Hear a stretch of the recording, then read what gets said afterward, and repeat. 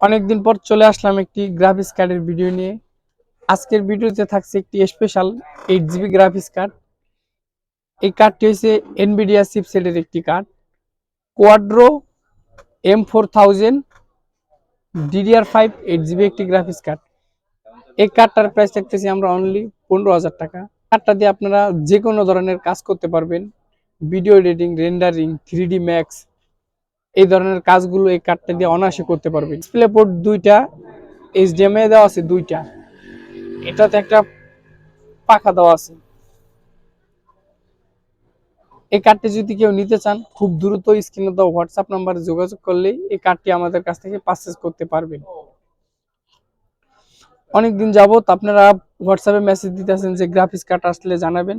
So আমরা এই ভিডিওর মাধ্যমে আপনাদেরকে আপডেট জানিয়ে দিলাম যে আমাদের কাছে এই মুহূর্তে দুইটি গ্রাফিক্স কার্ড আছে।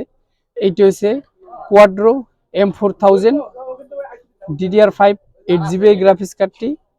পরে আবার আরেকটি কার্ড আছে, এই যে এটা হচ্ছে একটু কম দামি card, DDR3 2 GB graphics card. এই কার্ডটির প্রাইস রাখতেছি আমরা অনলি 2500 টাকা। 2500 টাকা হলে আমাদের কাছ থেকে এই গ্রাফিক্স কার্ডটি নিতে পারবেন। এই মুহূর্তে আমাদের স্টকে এই দুইটি কার্ডই আছে।